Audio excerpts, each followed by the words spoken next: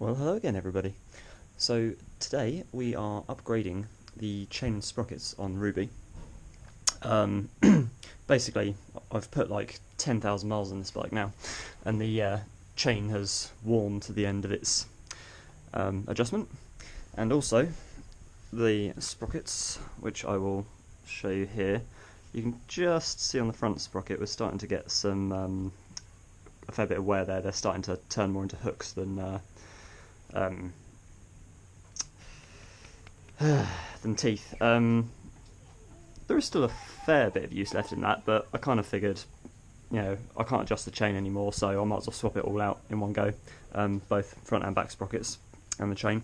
And whilst I'm at it, I might as well upgrade. So the standard 420 chain, which we've got here, it's pretty standard on a 125, but I don't know whether it's because of the size of the wheel on the VanVan, but it just has a tendency of wearing quite fast.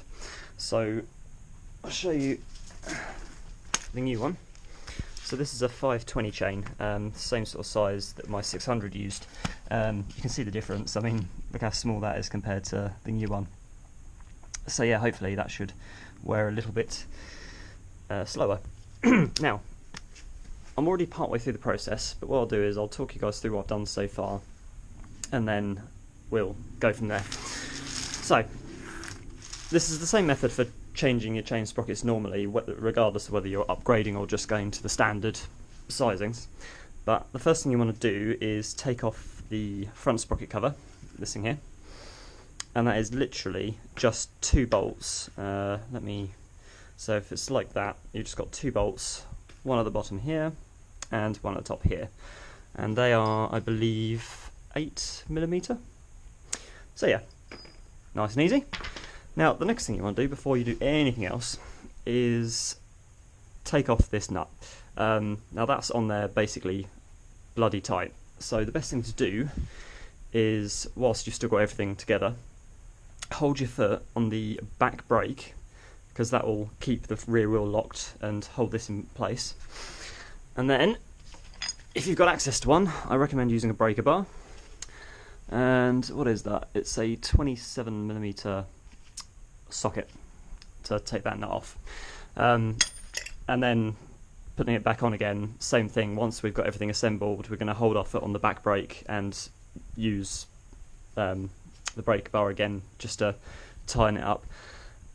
You don't want to be sticking anything sort of in the spokes of the wheels or anything, or trying to jam it here in order to lock this in place, because you can damage the spokes on the wheel, or you could damage something else. Holding the back brake is the best option, really.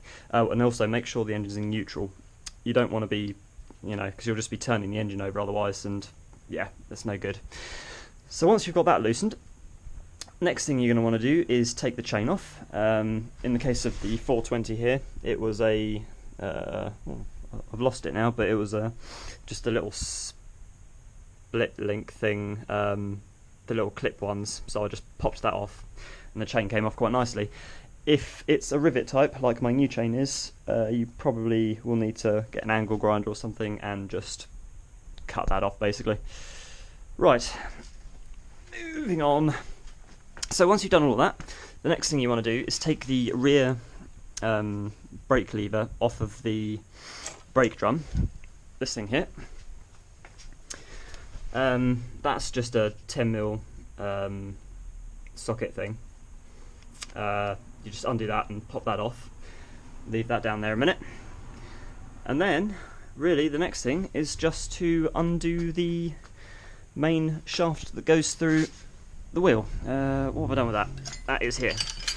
Now that is a 17mm on one side, and I can't remember, I think it's a 19 on the other. So there we go. And then once you've undone that, you can pop that out and pop out the wheel. Nice and easy. Right, what's next? Right, yes. So once you've done all that, you've got your rear wheel out. You can then change the rear sprocket. Now this is a piece of cake.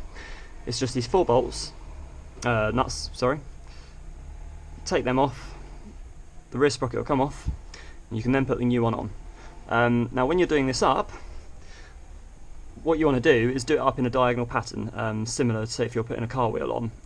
The reason for doing this, so you do this one up, then this one, then this one, then this one, and do it gradually as well. So a little bit here, a little bit here, a little bit here, a little bit here, until it's flat.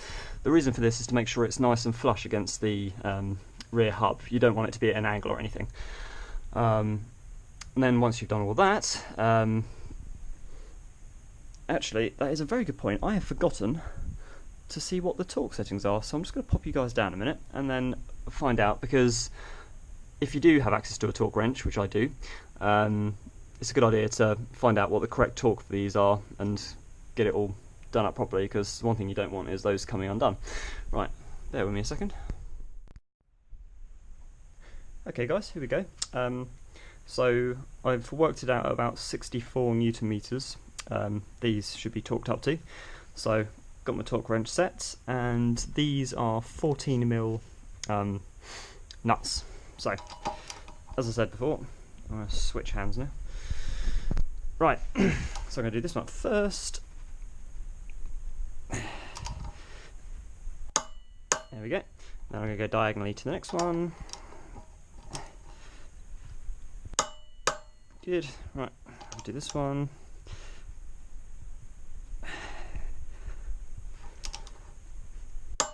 That's it. And finally, on he goes. Oh, Struth. Doing this with one hand's a bit difficult. There we go. Perfect. Right. Put that down over there for the minute.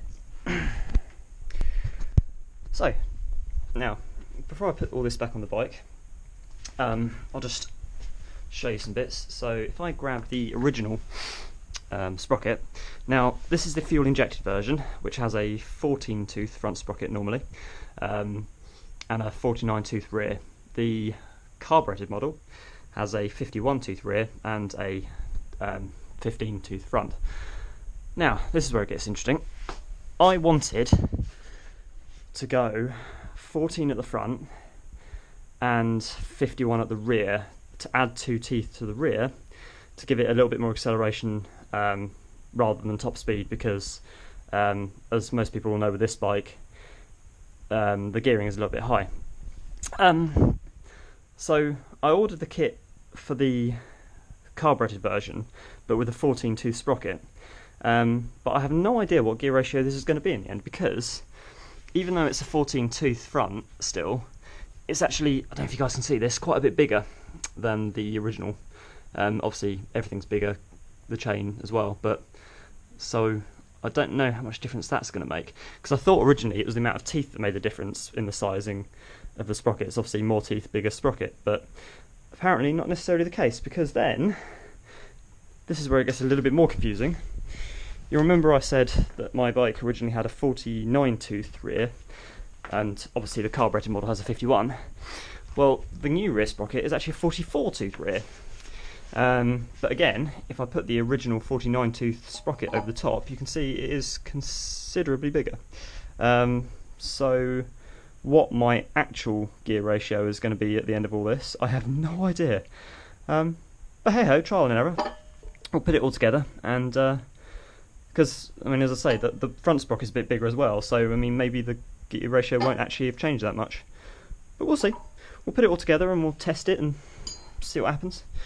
So yes, next thing is to put this back on the bike, which basically just involves, trouble is, it's a big old bugger. So when you're putting the rear wheel back on, there's just a few things you need to remember. First thing obviously is to put this back on. It's the old drum brake. Now this here slots into this thing here when you're putting it back on, and then the other thing you've got to remember is on this side you need to put this thing here between the wheel and the swing arm. Now a couple of things before I do put this back on. Whilst everything was off, I did take the liberty of cleaning all this chain guard and everything, or this chain, it's not a guard, is it? It's a, like a guide thing, and also the little wheel down here as well is all gunked up, so I've given it all a good clean whilst all the chain and everything's off the bike. And the other thing I've done is these adjusters on both sides. I've adjusted both of them so they're on the very first thing and they're equal both sides, so now when I put the wheel in it's going to be straight, and then every adjustment I make, you know, so long as I keep it on these, on the right things, is going to be in line. So yeah, I'm going to have to put you guys down again because this is definitely a two-hand job, but essentially yes, I'm going to be putting the wheel back in. Obviously the thing will slide, brake thing will slide onto there. Put this, goes like that, in between the wheel and there, and then I'll be putting the bolt back through it, and then I will show you guys once that's done. Right. Okay guys, so another thing I've just found out is before you actually put the wheel up on there, you do need to reattach the brake lever because you can't get up in there once you have the wheel on. So I'll just see if I can clean this up a bit because you can't really see it very well. Hang on a moment. Where did I have a cloth? I don't mind getting dirty. Perfect. Right, let's just give this a quick clean. Bit of that. Yeah, you can't really see it that much better. Basically, I don't know if you can only just see this, there is a line that runs down this. And basically, what you want to do is have it so that that line is central with this. And in actual fact, I think it's probably going to be easier if I take this off of the line here first. Take that off there. Right, let's get this in the right position. So I want to line this up with that line like so, just like that, and then I'll do that up in a minute, and then this will go through there and I'll put the wheel up on here. So again, I'll stick you guys down and show you when it's done. Right, so that was actually very easy to get back in place. It does help that because you slide it onto this bracket here, kind of holds the wheel on one side, so you only have to align it on the other to get the bolt through. So another thing just to remember is there's a washer on either side, so there's one here and one goes on this side, and then it's just a case of putting the nut back on it. There it is. So again, I mean, these bikes, they're just so easy to work on. It doesn't take, I mean, you do need, for this you do need a few more tools than your standard kind of basic tool set, but again, it's nothing too complicated. With a little bit of time and a little bit of patience, pretty much anyone can do it. So there we go. As you can see, I've put the arm back on, put this back on. It's quite easy because the arm shifts out of the way and just pushes back on quite nicely. So that's the back wheel all in place. There we go. So the next thing to do is to put this lovely gold chain on, which also means I need the link. What have I done with it? Oh no, I've put it down somewhere. Move this rubbish out of the way.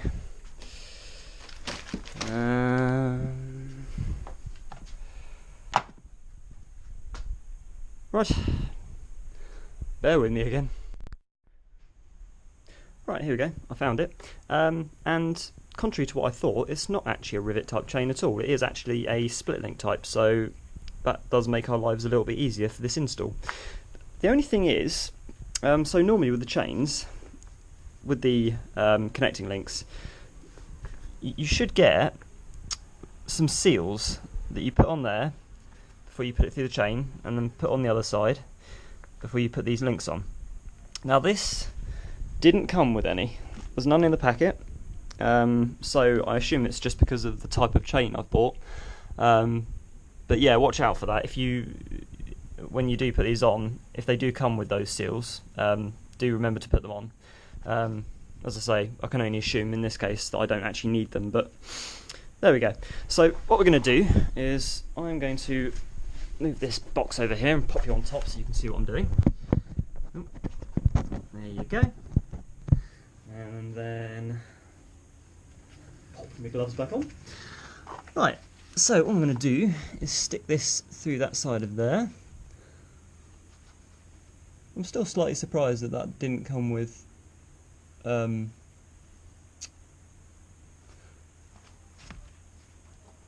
seals, but there we go.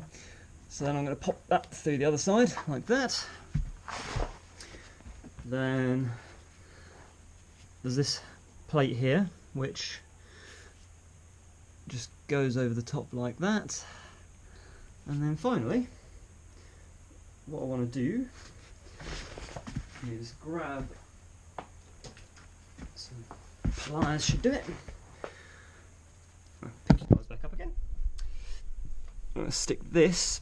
Now you want to make sure that this goes so that when it goes around the sprocket it's facing that way. So if you're putting it on at the bottom of the chain, you want to make sure that the bit with a split in it is facing backward towards the front of the bike that way. So I'll put it on and then I'll show you what I mean. So that just goes on like that, and then a bit of effort with some of these, something similar, can just push it in place. It can be a bit fiddly. There it goes. Right, that's clipped on place quite nicely. So as it goes round into the sprocket, the closed section of it is going forwards and that open section is towards the back, because if you had it the other way round, what could happen is as it goes round it could push open and come off. So you want to make sure it's that way round.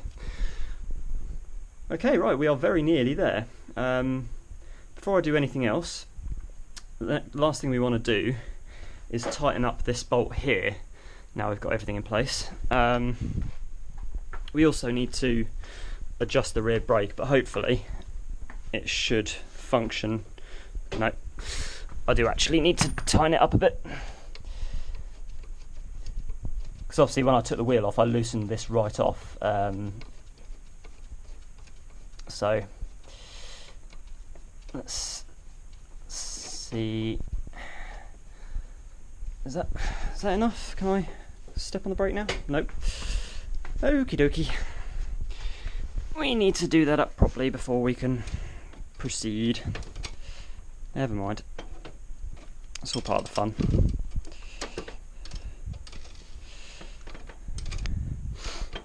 So incidentally, when you do get around to the final adjustment of the back brake, you actually no, I'll show you when we get to it. For now I'll just get it so it's functional, and then we can move on to the next bit.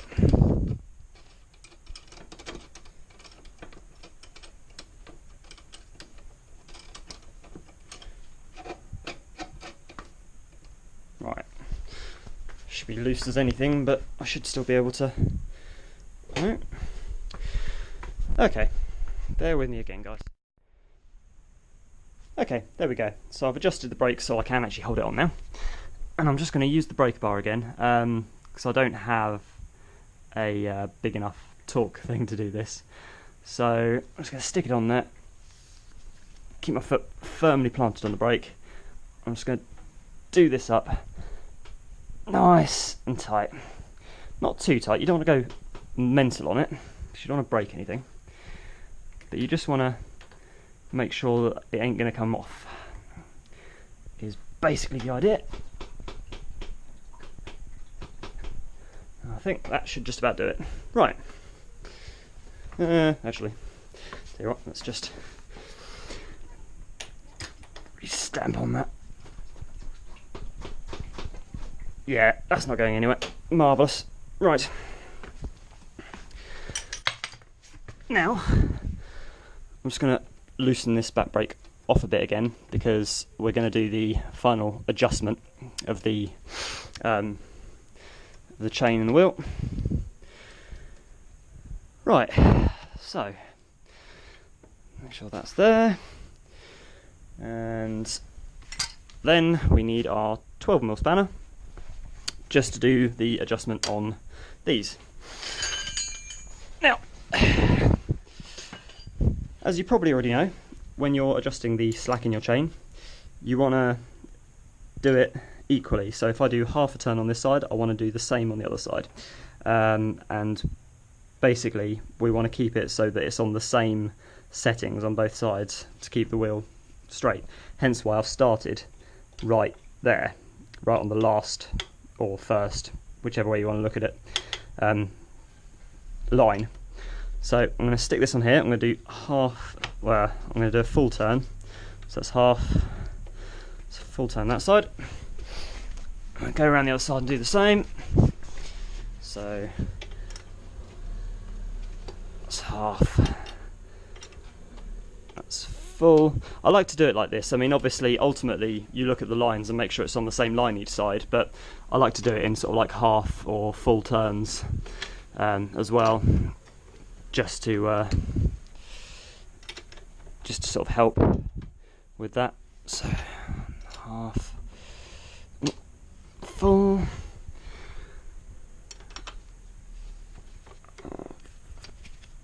and full again. What we're aiming to do here is get the chain so it's got just the right amount of tension. Wants to have a little bit of give in it. We don't want it to be as loose as this, but we don't want it to be tight either. Yep. So once I've got it how I want it, I will show you exactly how it should look. So what are we on now? Let's do another full turn on that side, another full turn on this side, and then we'll check it because I think we're getting close. So what's that like now? That's about right. Probably another half turn that side and this side. Let's have a look at that. Okay, that's fine. That's actually a little bit on the tight side, possibly. Let's have a look. Nope, that is ideal. So a little bit down, a little bit of up. There is actually, somewhere on the bike, there is actually a thing that tells you how many millimeters it should go up or down, but I don't have that on here, I don't think. Might be in the user manual. But anyway, the other thing you want to do is just turn the chain and check it in different places. Just make sure it's the same the whole way through. This being a new chain of sprockets, it should be fairly equal. As they wear, they do get tight spots in them. So when you're adjusting your chain, you want to adjust it at the tightest point. Otherwise, what you can end up doing is over tightening it and causing yourself issues down the line. Right, well, that's perfect. So what we're going to do now is tighten up the... Oops. Right, we're going to throw our spanner across the garage. I'm going to put that there and then grab my torque wrench, which I've already got set at, again, it's meant to be about 60 something Newton meters, 64 I think, for this main bolt that holds the wheel on. So I'm going to do that up.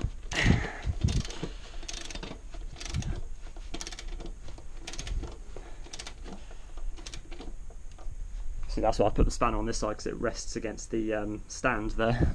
Gives me a bit of... That's it. Perfect. Just grab my spanner off of there. Tell you what. Come on. Off you come. Oh, sod it. Well, I'll take the stand off, it'll come off anyway. Right, anyway, so that's tight. We've tightened the chain. Last but not least is just to adjust our brake, because at the minute it is, it's not too bad, but it's a little bit spongy. So I'm just going to come around here, find the, it's the 14mm I need, isn't it? So again, when it comes to adjusting the rear brake, you don't want it to be tight, because otherwise the brake is going to be a little bit on the whole time. This being a drum brake, it has the thing progressive braking, so if you hold it on a little bit as you're going along, it will kind of get harder and harder for the bike to pull it along. So you don't want that brake to be on whilst you're going along, but at the same time you don't want it to be too loose that you put the pedal like way down before it even starts acting. So let's feel how this is. The best way to do this is just to feel it on the brake pedal here. You can feel, so that's still quite spongy. So again, I'm just going to make some adjustments.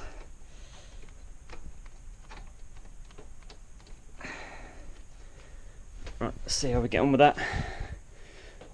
Yep, that doesn't feel too bad. Does the wheel move freely? Yes, it does.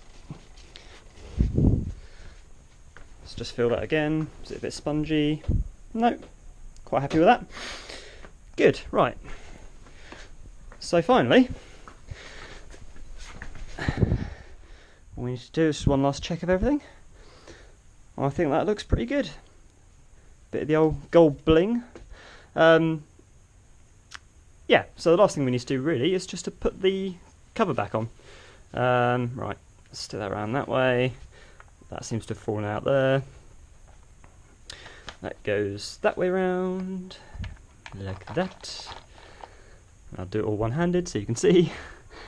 Just check that there's nothing, everything's alright in there, as it should be. Good. Right.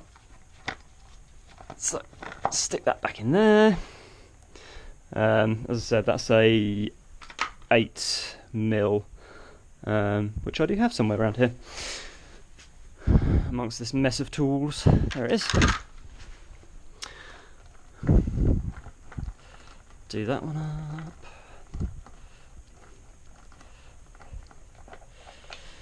And, oh, no. Got to take it off again. This little rubber bit's falling out. It's a bit of a pain in the arse with this. So, I'll show you. Oh, if I can get this off. There it is, right. So, it's got these, yeah, it's falling off that side, isn't it? It's got these things here, and these rubber bits here that need to go in place. Right. Let's try that again, shall we? So that goes on like that. That goes on like that. Ooh. It's a bit tricky one-handed, but there you go. There we go, that's better. Right. Stick that one in place, and then the other one will go in a lot easier. And then I'll give it a good clean, because I've made it all messy. Right. Stick that one in there. That one down there. Oop. There she goes.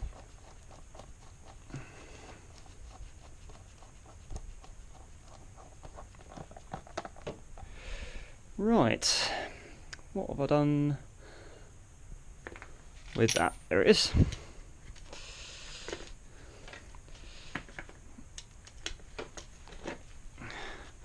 So I'll just pick them up. Ooh. There he is.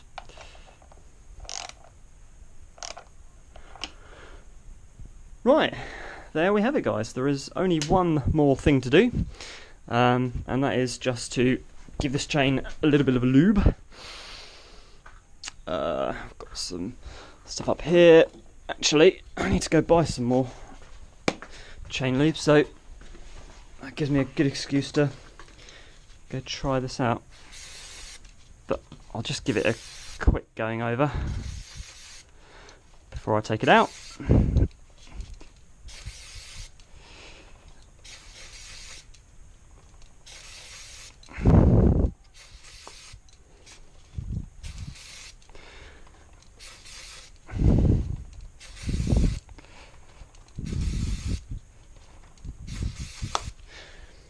Right, there we have it, guys. How about that? Certainly looks pretty good. As I say before, if I get the original chain and to show you the difference, so that's the original 420 chain. If you look at that compared to what's on there now, hopefully, fingers crossed, that should last a bit longer, because 10,000 miles for a chain, well, I don't know, it's well, actually not even that, because this is actually the second chain I've had, so it's 10,000 miles for the sprockets. I got about 7,000 miles on the original factory chain, and I got about 3,000 on the second one, just because obviously by that point the sprockets had worn down pretty bad. So there we go. Well, I think that's pretty cool. Obviously I'll do a little thing in a couple of days' time just to let you know if I noticed any difference in the gear ratio or any differences at all in the way the bike rides, but no, very happy with that.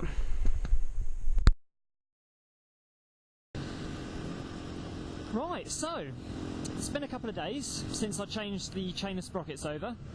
I've had a good chance to test them out and see what difference they've made, and yeah, they have made a significant difference.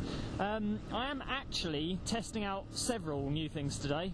Like I say, the chain of sprockets have been on for a couple of days now.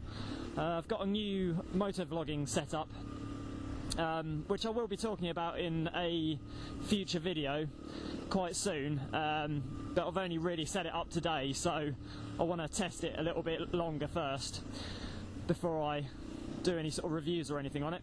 But yeah, going back to the chain of sprockets, so yeah, I have noticed a bit of difference in the way the bike behaves. So before, I kind of felt like it doesn't matter what gear you were in, it just seemed to, I don't know, I always found myself changing gears. I could never find the right gear for the situation.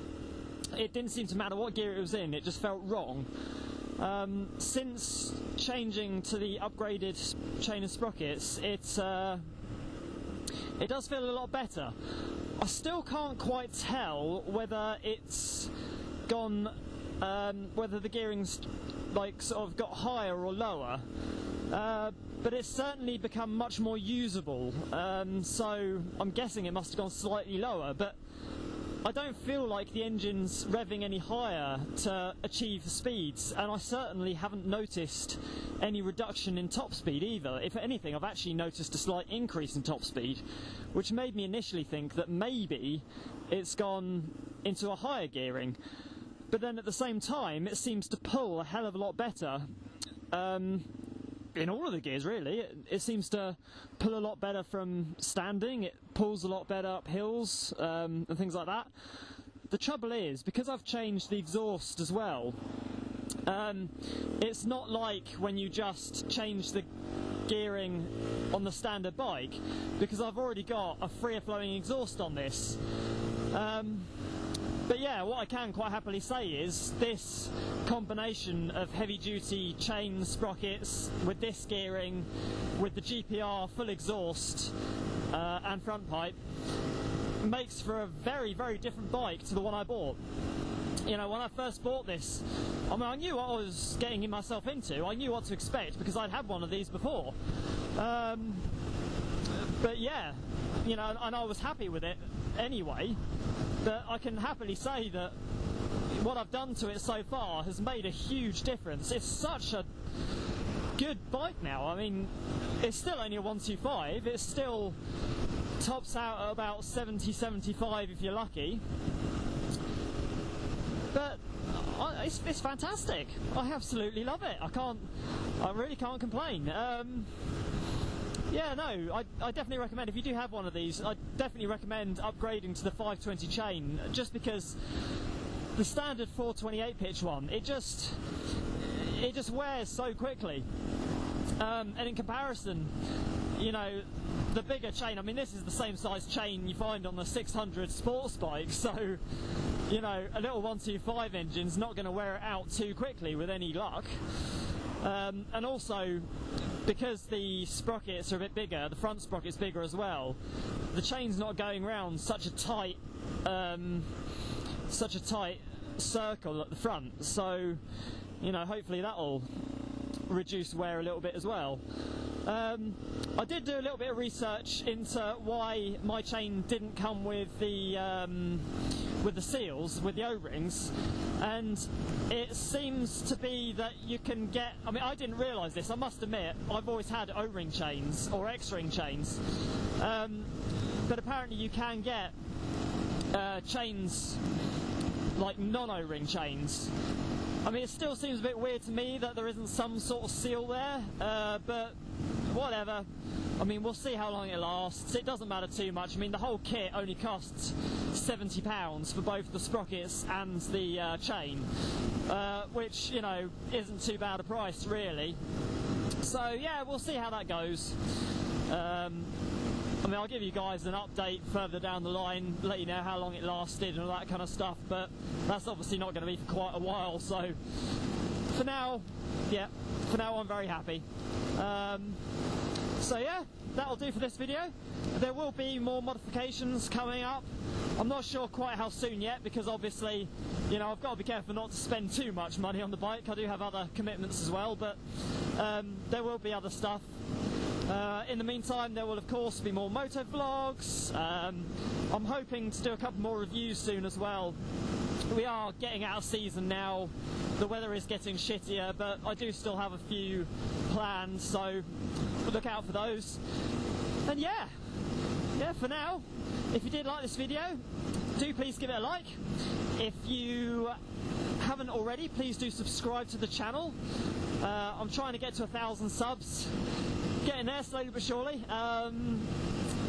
So yeah, no, please do hit that subscribe button, and yes, if you do have any comments, please do chuck them in the comments section below. For now guys, thank you so much for watching, and goodbye for now.